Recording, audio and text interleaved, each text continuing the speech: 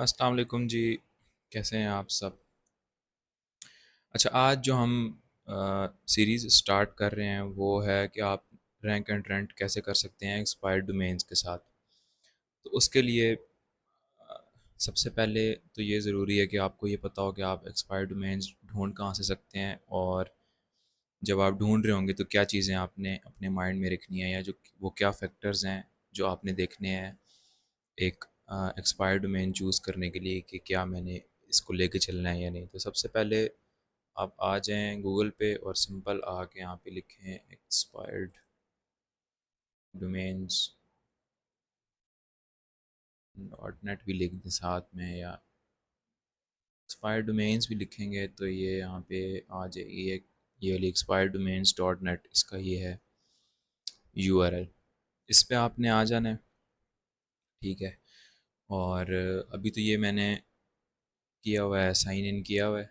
आपने सिंपल इस पे साइन अप करना है, और अगर ईमेल वेरिफिकेशन मांगता है तो वो करके ऐसे आपके पास एक सिंपल सा डैशबोर्ड आ जाएगा, ठीक है, जिसके अंदर ये इस तरह से लेटेस्ट डेवलपमेंट और ये वो। अच्छा, अब सबसे पहला काम जो आपने करना है वो ये कि आपने ये कॉलम मैनेजर में आना है। ये एक तरह से एक डेटाबेस है जिसके अंदर हमें थाउजेंड्स ऑफ एक्सपायर्ड डोमेन्स मिलती हैं। अब इसमें से हमने चूज़ करनी है, और वो ढूंढनी कैसे है उसके लिए पहले हमने फ़िल्टर लगाने हैं, ठीक है।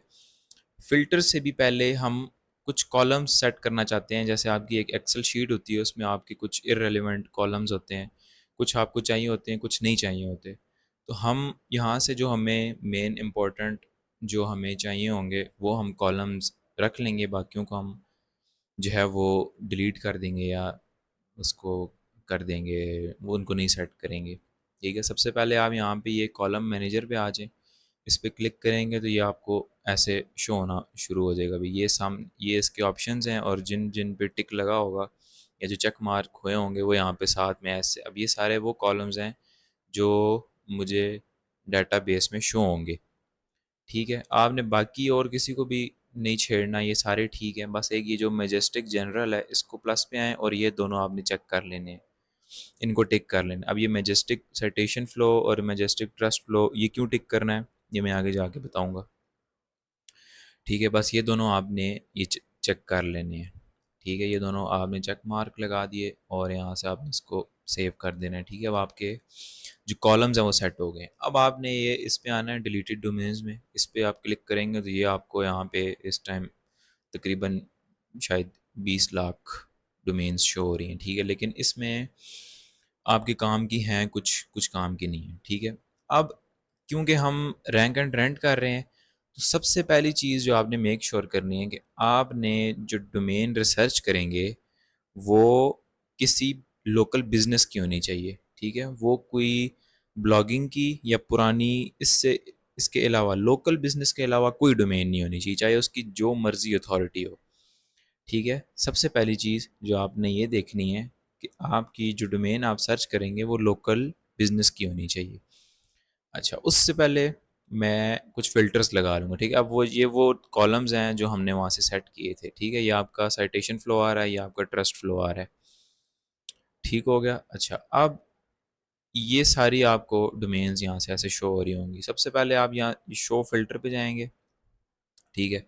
अब ये यहाँ से आपने कुछ फ़िल्टर्स चेक करने हैं। सबसे पहले तो आपने यहाँ पे आके ये ओनली न्यू लास्ट 48 आवर्स ये कर लें, या 7 डेज़, मतलब कि सिर्फ़ वो डोमेन्स शो हों जो लास्ट 7 डेज़ में एक्सपायर हुई हैं, ठीक है। आप इसको सबसे पहला चेक मार्क ये लगाना है। उसके बाद आप यहाँ से स्क्रॉल डाउन करें तो आपको ये शो होगा ओनली अवेलेबल डोमेन्स, इसको भी चेक मार्क लगा लें।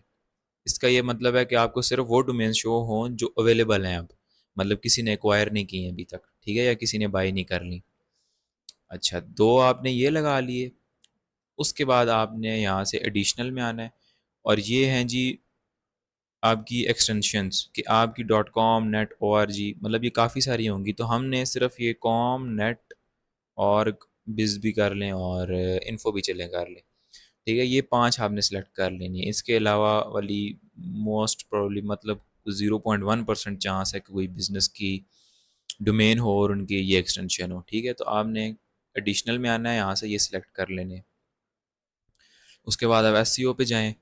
यहाँ से ये गूगल एड्स और ये मैजेस्टिक मिलियन और ये सेमरश, यहाँ से भी आप कोई ना कोई इसके फ़िल्टर लगा सकते हैं। मैं इसको नहीं सेट करता, यहाँ से मैजेस्टिक में मैं आता हूँ और इसको मैं, ये है साइटेशन फ़्लो, इसको भी मैं 15 सेट कर देता हूँ मिनिमम, और ये ट्रस्ट फ़्लो भी है, चलो 10 सेलेक्ट कर लेते हैं ताकि कुछ ना कुछ हमें मिल जाए। ठीक है, इसको आप चेंज भी करके देखते रहें, अगर 10-15 पे नहीं आ रहा 5 कर दें, 4 कर दें। ठीक है, अच्छा ये मैंने कर दिया, और इसके अलावा हाँ बाकी सब ठीक है। ठीक है, तो अब यहाँ से आप कॉमन पे आएँ। अब आपका मेन काम है कि ये जो डोमेन्स आ रही थी यहाँ पे, ये सब ऐसे ही रैंडम डोमेन्स आ रही हैं। ठीक है, लेकिन हमें क्या चाहिए, हमें चाहिए बिजनेस की, और वो लोकल बिजनेस होना चाहिए। ठीक है, अब मैं क्या करूँगा, ये जो डोमेन नेम अलाउ लिस्ट है, यहाँ पे मैं अपने कुछ वर्ड्स डालूंगा, जो वर्ड्स उस डोमेन में आ रहे हो तो मुझे सिर्फ वो डोमेन शो हो। ठीक है, अब आपने यहाँ पे कौन से वर्ड्स लिखने हैं, आपने यहाँ पे जो मैक्रो निशेज़ हैं वो लिखनी है। मैक्रो से मुराद जो मेन कैटेगरीज हैं, जैसे प्लम्बिंग की है तो आप यहाँ पे प्लम्बिंग लिख सकते हैं, प्लम्बर लिख सकते हैं। अच्छा, स्पेस के बाद आप जितने भी वर्ड्स लिखते जाएंगे, ये बाय डिफ़ॉल्ट इसको और के साथ चलाता जाएगा। ठीक है, मतलब कि इन सब में से कोई एक भी वर्ड आ रहा हुआ डोमेन नेम में तो वो शो हो जाएगी। ठीक है, इसमें अगर आप लिखेंगे तो उसका ये मतलब है, अगर आप यहाँ पे लिखते हैं डोमेन नेम कंटेन्स एंड, मतलब कि उसमें ये हो, और साथ में अगर मैं कुछ लिख देता हूँ जैसे LLC, मतलब कि डोमेन नेम में इनमें से कोई भी वर्ड हो जाए। अगर मैं यहाँ पे कुछ भी और लिख देता हूँ, इलेक्ट्रीशियन, साथ में लिख देता हूँ ट्री रिमूवल। अच्छा, आप ये चैट जीपीटी से भी चेक कर सकते हैं कि कौन से ऐसे वर्ड्स हैं जो लोकल बिजनेस की डोमेन नेम्स में ज़्यादातर आते होते हैं। ठीक है, तो आप इस रिमूवल कर सकते हैं, रिपेयर कर सकते हैं। अच्छा, LLC वर्ड आता होता है, INC इंक आता होता है कुछ में। ठीक है, प्रोज लगा सकते हैं आप, और जो इस तरह की डिफरेंट नीचेज़ हैं, HVAC लगा लें, और आप लगा लें रूफिंग लगा लें। अच्छा, साइडिंग लगा लें, ये सारी वो निशेज़ हैं जो होम इम्प्रूवमेंट के अंदर आती हैं। ठीक है, होम भी आप लगा सकते हैं, इम्प्रूवमेंट लगा लें, लॉक स्मिथ लगा लें।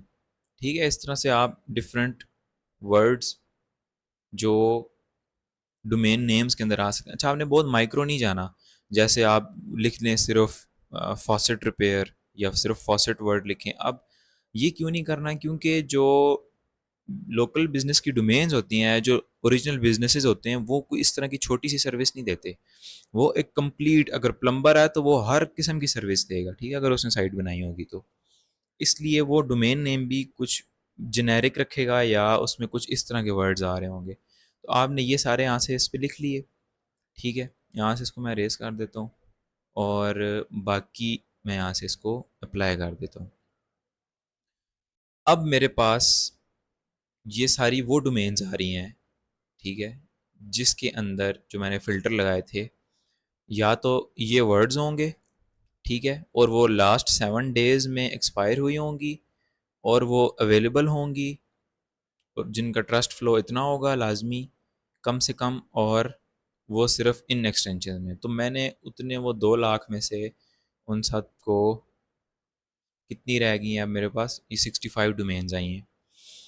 ठीक है, अब मैं इनको चेक कर सकता हूँ, या मैं इनको अब वेरीफाई कैसे करूँगा कि इनमें से कौन सी डोमेन को लेके मैंने चलना है, या कौन सी डोमेन ठीक है या नहीं। ठीक है, तो मैं ये यहाँ तक आपका फर्स्ट पार्ट है। यहाँ से आगे मैं सेकंड पार्ट की सेकंड वीडियो रिकॉर्ड करूँगा। अभी ये भी काफ़ी लंबी हो गई है, तो सेकंड पार्ट की उसको वेरीफाई कैसे करना है वो काफ़ी लंबी होगी, तो इसको यहीं तक रखते हैं। ठीक है, अल्लाह हाफिज़, मिलते हैं आपसे नेक्स्ट पार्ट में।